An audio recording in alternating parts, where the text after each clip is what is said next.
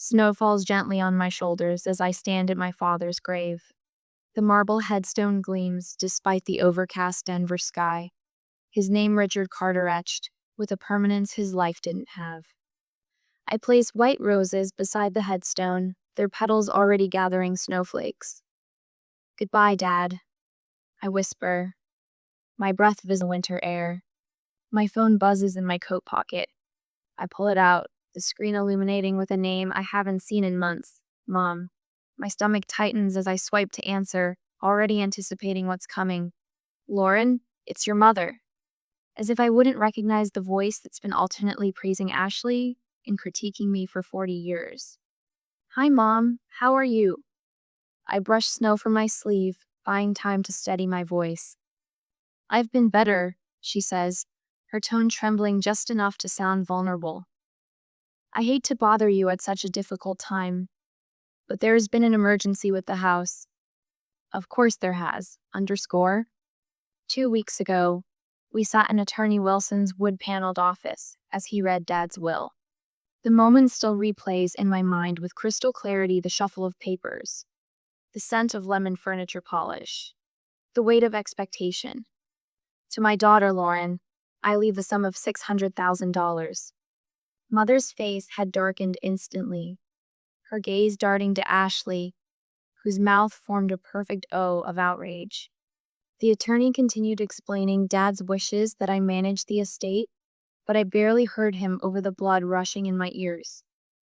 $600,000. More money than I'd ever imagined having at once.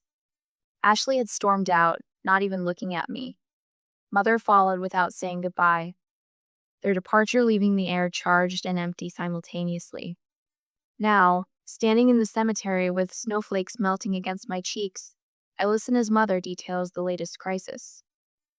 "The foundation is crumbling, Lauren. There's water damage in the kitchen, and the inspector says the floors could collapse any day now." Her voice rises and falls with practiced distress. "The roof is leaking in 3 places. It's simply not safe." I close my eyes, seeing instead the 10-year-old girl I once was, watching Dad pack his suitcases, while Mother sobbed dramatically in the bedroom. Weekend visits to his new apartment. His steady presence at every school event while Mother focused on Ashley, the baby of the family, who needed more attention. "How much?" I ask, cutting through the detailed description of rot and ruin. A pause. "The contractor estimates $80,000 for everything." "I know it's a lot, but..." "Oh, what, Mom?" "Well, with your job in tech and now your father's money." She lets the sentence dangle. "Your father would have wanted you to help family, Lauren. You know that." The familiar guilt rises, but something else pushes back against it: caution, perhaps. Dad's voice in my head. Underscore. "Look before you leap, Lori." Underscore. "I can help with some of it," I say, choosing my words carefully. "I can transfer $30,000 to start the most critical repairs." 30? The disappointment is immediate. But the contractor needs. "I'll set up a separate account in Texas," I continue, my voice firmer than I feel. "We can assess the rest as the work progresses." The silence stretches between us, heavy with her unspoken accusations of stinginess, of not caring enough. "Fine," she says finally, the word clipped. "I suppose that will have to do for now." I hang up and stare at Dad's headstone, snowflakes now covering the roses completely. For 30 years, I've been the financial safety net, the responsible one, the checkbook that opens when family calls. Even now, with Dad gone, nothing has changed. Except me. Something shifts in my chest, not quite resolved, but it's seedling. I've spent 30 years trying to buy my mother's love. But some prices are too high, even for the daughter who always paid. As I turn to leave, a question surfaces that I've never allowed myself to fully consider. Have you ever felt that nagging doubt after helping family? The feeling that somehow you're still being taken advantage of? I should have trusted that instinct, because what I discovered next would change everything. Steam rises from my latte as I settle into the corner booth at Copper Mountain Coffee. Outside, downtown Denver bustles with lunch hour energy. But in here, the warm lighting and rich aroma of freshly ground beans create a sanctuary. Lauren! Sarah's voice cuts through the ambient chatter. She waves from the entrance, her familiar smile instantly transporting me back to college days. I stand to embrace her, feeling the genuine warmth of her hug. God, how long has it been? 3 years? 4. Sarah corrects, sliding into the booth across from me. She unwraps her scarf, revealing the same laughing eyes I remember from our dorm days. Not since Emma's birthday party. We fall into conversation as if the years between meetings never happened. Sarah talks about her physical therapy practice. I share stories about my latest project launch. The rhythm feels natural, comforting. So, Sarah says, stirring her chai, James has been swamped lately. His event planning business is really taking off. That's fantastic, I reply, remembering Sarah's husband with his meticulous attention to detail. Good planners are hard to find. Tell me about it. Sarah scrolls through her phone, then tilts the screen toward me. He's coordinating the Sullivan wedding in Houston next month. Ashley Sullivan? Your sister, right? My coffee cup freezes midway to my lips. It's going to be quite the affair.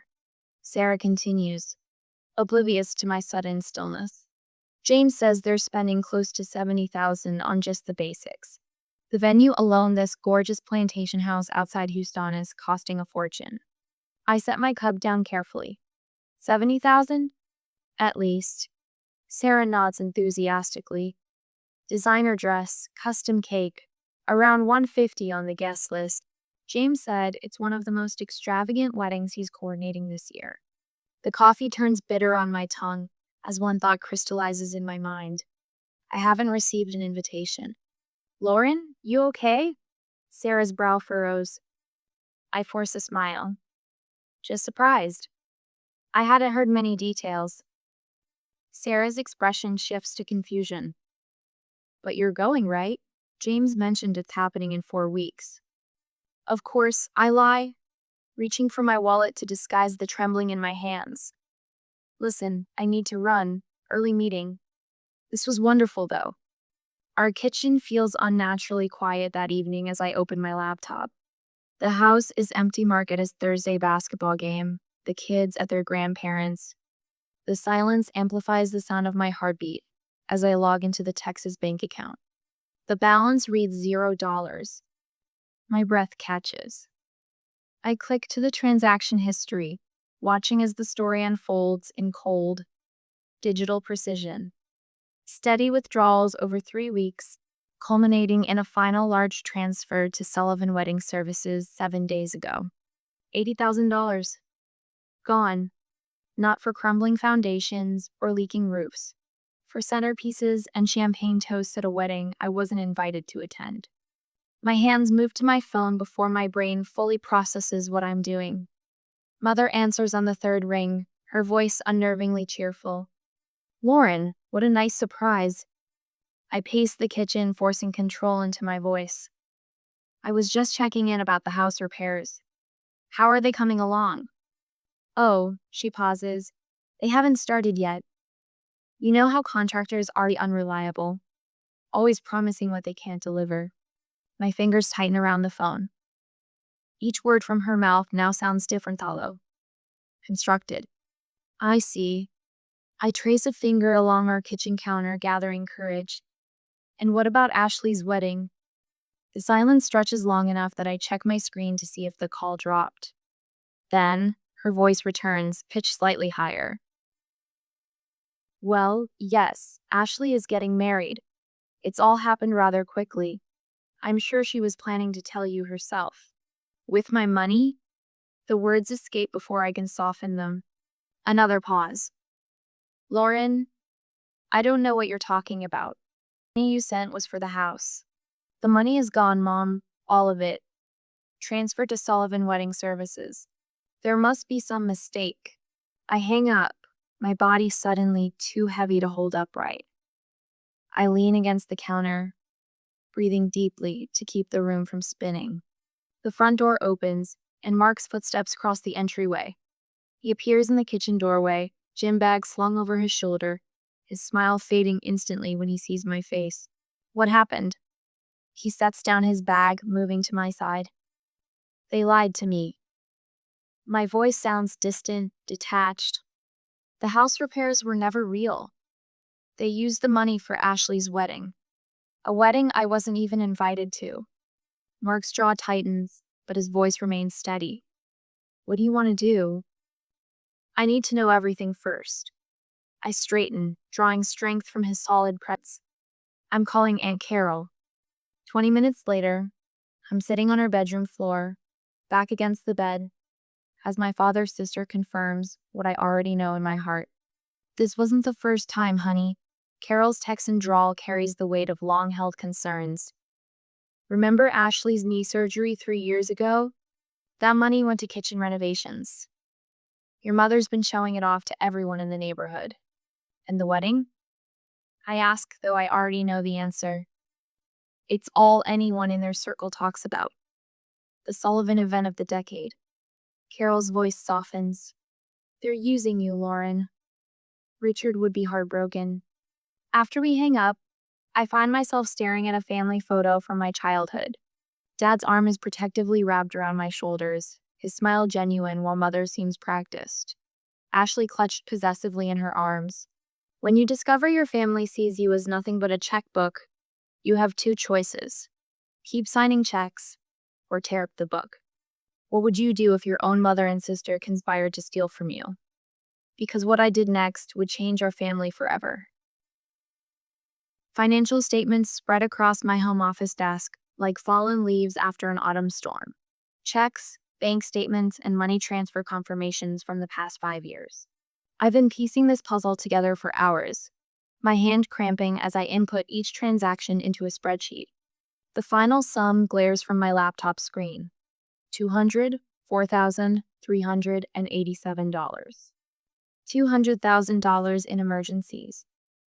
Medical bills that never existed. Home repairs that were never completed. Car troubles for vehicles that ran perfectly fine. Education expenses for courses Ashley never took. The Colorado morning sun streams through my office window, catching dust motes that dance in the light. I should feel something stronger than this hollow emptiness in my chest. Rage, perhaps. Instead, I feel a strange calm, like the eye of a hurricane knowing destruction surrounds me, but experiencing a moment of unnatural stillness. Mark's warm hand lands gently on my shoulder, startling me. How bad is it? He asks, his voice quiet with concern. I gesture at the screen. Over $200,000 in 5 years, not counting the wedding money. He whistles low, squeezing my shoulder. Enough is enough, Lauren. I nod, closing my eyes briefly. I know. But I've said those words before, haven't I? Each time drawing a line in the sand, only to redraw it farther back when Mother crossed it with another desperate call. Another engineered crisis. I want them to hear me say it, I decide, standing up. Not in a text or email. I want to hear their excuses, their justifications. I need to know if they ever saw me as anything more than an ATM. 30 minutes later, my cell phone sits on speaker in the center of our dining table. Mark sits beside me, his presence a silent fortress of support. I've rehearsed what I'll say, but my heart still hammers against my ribs as I dial. Mother answers on the 3rd ring. Lauren, is everything okay? The concern in her voice almost sounds genuine. No, Mom. Everything is not okay. My voice remains steadier than I expected. I know about Ashley's wedding. I know where my money really went. A beat of silence stretches between us. Then, oh, Lauren, don't be dramatic. Ashley needed help, and you weren't using the money anyway. The casual dismissal ignites something in my chest. Not using. It was my money. Given to me by Dad. Your father would have wanted to help Ashley too, she counters, her voice hardening. Besides, Ashley didn't want to ask you directly for wedding money. I blink, momentarily speechless. What? She didn't want to owe you anything. Mother explains as if this twisted logic makes perfect sense. You're always so superior about these things, making people feel small when you help them. The accusation lands like a slap. Mark's hand finds mine under the table, squeezing gently. Put Ashley on the phone, I say, my voice unnaturally calm. I know she's with you. Rustling sounds filter through the speaker, followed by Ashley's voice, sharp and defensive from the start. What's your problem now, Lauren? Mom already told you. My problem is that you and Mom stole from me, I interrupt. You lied about house repairs to fund your wedding. A wedding I wasn't even invited to. Oh, please, Ashley scoffs. You got Dad's money. I deserve something too. The entitlement in her voice leaves me breathless. And you couldn't just ask me honestly? Like you would have said yes, she snaps. Miss Perfect with her perfect job and perfect husband. You'd have looked down your nose at me like you always do. I've given you money every time you've asked for 15 years. I say, memories flashing through my mind, her car down payment, her rent when she was between jobs, her emergency dental work. When have I ever said no? It's not about the money, Mother interjects. It's about how you make us feel when you give it, like we're charity cases. This is rich coming from you, I say, a bitter laugh escaping my lips. You've always treated me like an outsider. Dad was the only one who... There it is. Mother's voice rises. Richard always favored you. Paid for your education, your first apartment. You've always had it easier. Easier? The word feels like broken glass in my mouth. I worked my way through college even with Dad's help. I built my career while sending you both money whenever you asked. How is that easier? You think you're so much better than us, Ashley hisses. With your big Denver house and your tech job. Some of us weren't handed everything on a silver platter. The familiar accusation finally breaks something loose inside Meth's narrative. They've constructed where I'm somehow both the cash cow and the privileged villain. The pattern crystallizes with sudden clarity, the guilt trips, the emergencies always timed when things are going well for me, the resentment disguised as gratitude. I'm not sending any more money, I say, each word deliberate and clear. Ever.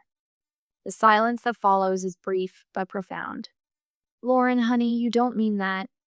Mother's voice shifts instantly from defensive to pleading. We're family. Families help each other. You knew I'd help if you'd asked honestly. Instead, you lied and stole from me. Oh my God, you're going to destroy this family over money? Ashley's voice rises to a near shriek. After everything Mom has done for you? You already destroyed it when you decided to lie, I reply, surprised by how steady my voice remains. This isn't about money. It's about respect and trust. I end the call before they can respond. The dining room feels suddenly too quiet, the space emptied of everything but truth. Mark and I sit in silence for a long moment, my hand still in his. Are you okay? He finally asks. No, I admit, but I will be. Later that evening, we sit at the kitchen table with mugs of tea, discussing next steps.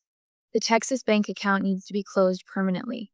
Our phone numbers might need to change if the harassment escalates. There are practical matters to attend to. But beneath it all runs a current of grief I hadn't anticipated mourning the family I wished I had, rather than the one I actually got. I keep thinking I should feel more guilty, I confess, staring into my mug. Shouldn't I feel terrible about cutting off my own mother? Mark's eyes kind and clear meet mine. If you keep giving, they'll never stop taking. Sometimes the most loving thing you can do is set a boundary. I nod, standing to retrieve our wedding album from the bookshelf. We flip through pages showing our modest celebration of a small gathering at a mountain lodge, surrounded by friends who genuinely celebrated our happiness. No elaborate floral arrangements or designer gown, just authentic joy. When someone shows you who they really are, believe them the first time. I murmur, tracing the outline of my father in one of the photos, his proud smile as he walked me down the aisle. I finally believed what my mother and sister had been showing me for years. I closed the album gently, setting it aside. The pain remains, but alongside it grows something elsey quiet certainty that I've done the right thing. For perhaps the first time, I've honored my worth more than my guilt. Have you ever had to make the painful choice between keeping peace and keeping your dignity? Because my mother's next move would test mine to the breaking point. Mark's voice crackles through my cell phone, uncharacteristic tension straining his usually calm tone. Lauren, I may have messed up. I grip the phone tighter, the conference room suddenly feeling too small despite its wall of windows overlooking downtown Denver. What happened?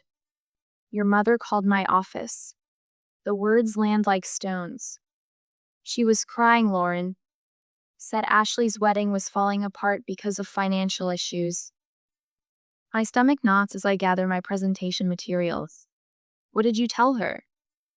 I tried to be vague, but when she started talking about what a disappointment you've been, his voice hardens.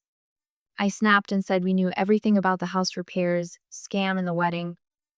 I closed my eyes, imagining Mother's face shifting from tearful manipulation to calculated anger. It's okay. They would have figured it out soon enough. I hang up and step into the elevator.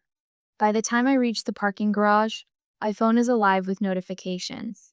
3 missed calls from Mother, 5 from Ashley. The voicemails stack up like accusations. I sit in my car and press play, Mother's voice filling the space. Lauren, how could you be so cruel after all we've done for you? Delete. This is your sister. Thanks for ruining the biggest day of my life. Delete. Mother again, voice modulating from outrage to a practiced vulnerability that once would have gutted me. Sweetheart, there's been a terrible misunderstanding. Please call me back. The wedding venue is demanding another $40,000, or they'll cancel everything. I stare at the phone, a strange calm settling over me. The desperation is almost impressive in its audacity. They've downgraded from the Grand Hyatt to the community center on Westheimer. Sarah's voice carries a mixture of disbelief and secondhand embarrassment over my speakerphone as I chop vegetables for dinner. Ryan says the guest list got cut in half. They're asking people to bring dishes instead of catering. I slide diced bell peppers into a bowl. What about Ashley? How's she handling it? Not well. Ryan overheard her screaming at the wedding planner yesterday. The poor man was trying to explain that without the promised funds, they couldn't secure the original vendors. Mark enters the kitchen, raising an eyebrow at my half smile. I cover the phone. Wedding apocalypse updates. He shakes his head, squeezing my shoulder before reaching for wine glasses. Sarah continues, but here's the real bombshell. The groom's parents found out about the financial situation. You mean the theft? I say, the word still feeling strange on my tongue when applied to family. Yes.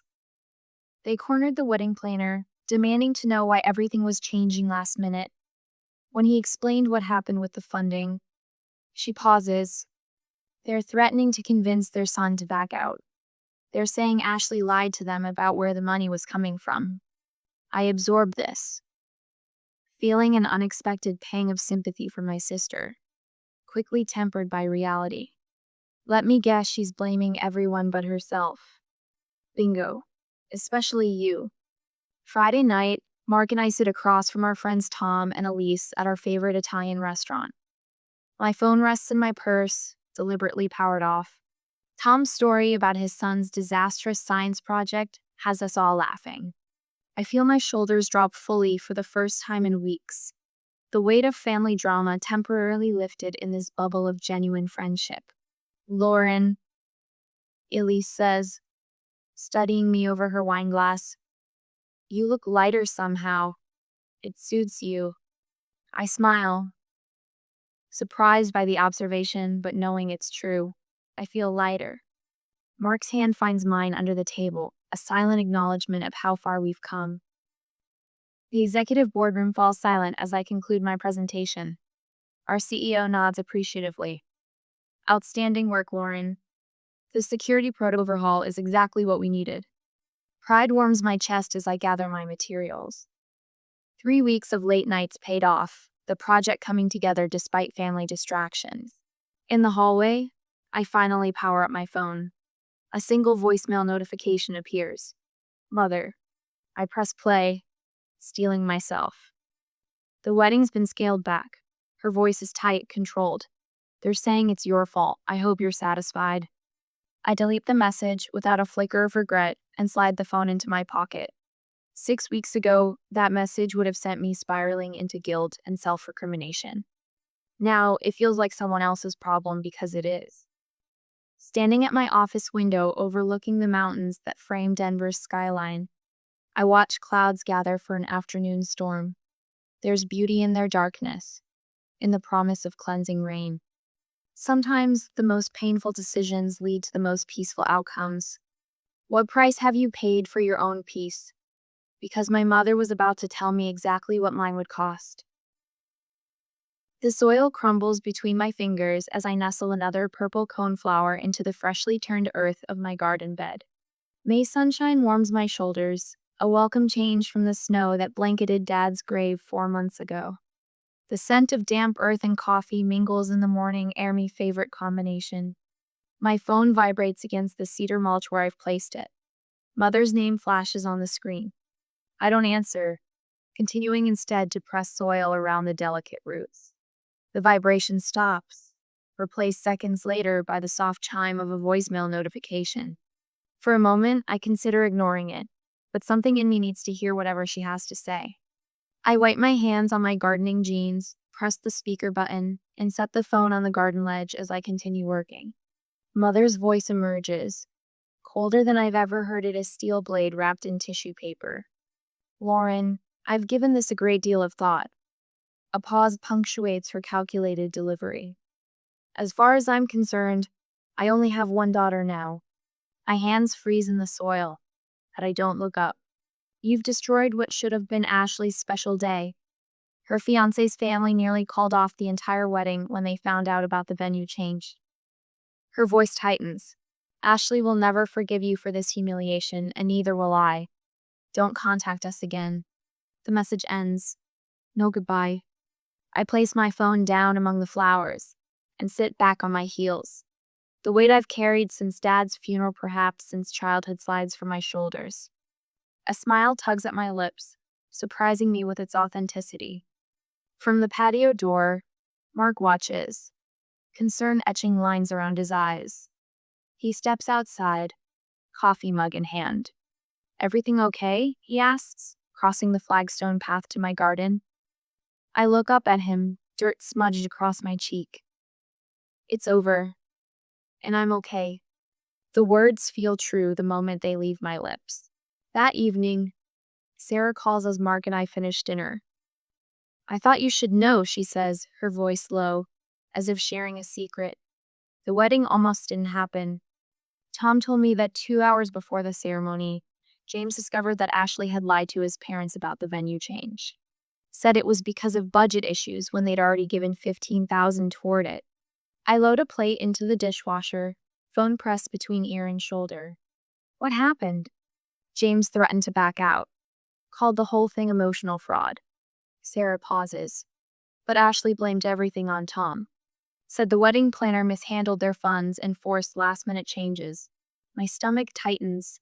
She didn't. She did. Tom's lost 3 clients already from the fallout. His reputation is on the line, and he had nothing to do with it. I set down the dish towel. I'll call him tomorrow. I have emails documenting exactly where that money went. After hanging up, I join Mark on the porch swing. Night has fallen, painting the sky in deep indigo. The creaking rhythm of the swing matches my heartbeat. Did I ever tell you about the summer Dad taught me to fish? I ask, my voice soft in the darkness. Mark's arm tightens around my shoulders. I don't think so. I was 12. He took me to this little lake outside Houston, just the 2 of us. I spent hours watching my line, waiting. The memory washes over me, clear as yesterday. Finally, something tugged, and I yanked so hard I fell backward. Dad helped me up, laughing, but I'd lost the fish. Mark listens, his breathing steady beside me. When I started crying, he told me something I never forgot. He said, Sometimes, Lori, you have to know when to hold tight and when to let go. The trick is figuring out which one keeps you standing. Stars emerge overhead, pinpricks of clarity in the vast darkness. You didn't lose a family, Mark says, his voice gentle but firm. You freed yourself from people who never treated you like family. Tears slide down my cheeks, not of sadness, but release. Decades of striving for approval, of trying to earn love through checks and sacrifices, wash away with each drop. The next morning, I read a check at my desk. The amount equals exactly what Ashley's full wedding would have cost. $70,000. The recipient, Denver Children's Education Foundation. Mark's hand rests on my shoulder as I sign my name with steady strokes. This is what Dad would have wanted, I whisper, sealing the envelope. Later, I retrieve an old family photo from my desk drawer, the four of us at my high school graduation. Dad beaming, Mother's tight smile, Ashley scowling in the background, and me in the center, cap askew, caught between worlds. I study it one last time before placing it in the bottom drawer, closing it firmly. We don't get to choose the family we're born into, but we do get to choose the people we allow to remain in our lives. Have you ever had to walk away from toxic family for your own well-being? I never thought I could until I realized what staying was costing me not just financially, but in the currency of my own self-worth. The garden calls to me, new flowers waiting to be planted in soil that will actually help them grow. 6 months later, laughter flows as freely as the wine in our dining room. Mark squeezes my hand under the table while our friends debate the merits of hiking trails around Denver. The chandelier casts warm light across faces I actually trust, a revelation that still surprises me. You seem different, Lauren, says Diane, Mark's colleague, studying me across her wine glass. Happier somehow. I smile, feeling the truth of it in my shoulders, no longer braced for the next crisis call. I am. The conversation drifts to summer plans while I slip into the kitchen for dessert plates. Through the window, my garden stretches in neat, deliberate rose peas climbing trellises, tomatoes ripening in the Colorado sun. 6 months of freedom from manipulation has allowed other things to grow besides vegetables. The first red flag is when they won't tell you exactly what the money is for, I explain, standing before 20 people at the community center. The second is when they make it about your character if you really loved me, or after all I've done for you. I click to the next slide in my financial literacy presentation. A woman in the front row nods, recognition flickering across her face. 3 months of volunteering here has shown me how common my story is, the sophisticated emotional blackmail that leaves bank accounts empty and hearts broken. You're not being stingy by asking questions, I continue. You're being responsible. Love doesn't require payment. Afterward, the woman approaches me with tears in her eyes. My son has been draining my retirement for years. I never knew how to stop it. I hand her my card. Now you do. When the email from Aunt Carol arrives, I'm at my desk reviewing quarterly projections. The subject line reads simply, Update. Ashley's marriage is already showing cracks. 3 months in, and they're in counseling. Your mother called last week, another emergency with the furnace. I told her my accountant handles all my finances now. Thought you should know. I closed the email without reply. No surge of satisfaction, no twist of guilt, just quiet acknowledgement. Their problems are no longer mine to solve. Emma's college fund is set up, Mark says. Laptop open at our kitchen table. And we've earmarked some of your dad's money for Jessie's education. I think of Mark's niece, brilliant and determined, her single mother struggling to make ends meet. It feels different when it's built on truth, doesn't it? I say. No manipulation, just genuine desire to help. He closes the laptop, considers me. You've changed. For the better, I hope. His smile tells me everything I need to know. Summer drapes Denver in golden light as I approach Dad's grave again. No snow now, just wildflowers nodding in the gentle breeze. I place fresh roses beside the headstone, the marble warm beneath my fingers. I did it, Dad, I say quietly. I found my voice. A chickadee lands on a nearby branch, tilts its head as if listening. We started a scholarship in your name engineering students who need a chance, just like you gave me. The words come easier now. My conversations with him more peace than grief. And I'm teaching Emma and Jacob about healthy boundaries. They'll never need to earn anyone's love. I touch the headstone one last time. Thank you for the real inheritance. That evening, I write in my journal, pen flowing across paper with certainty. Real family isn't defined by DNA but by respect. By people who see your boundaries as a sign of health, not rejection. By those who celebrate your joy instead of demanding your resources. I once thought losing my mother and sister would leave a hole nothing could fill. Instead, it created space for genuine connections to flourish. I close the journal, my finger tracing the final line I've written. Sometimes the greatest inheritance isn't money, but the courage to protect your own heart. What's the most valuable lesson you've learned about family relationships? Share your story in the comments below. And remember, sometimes the bravest thing you can do is walk away from people who treat you as an ATM instead of a person worthy of respect.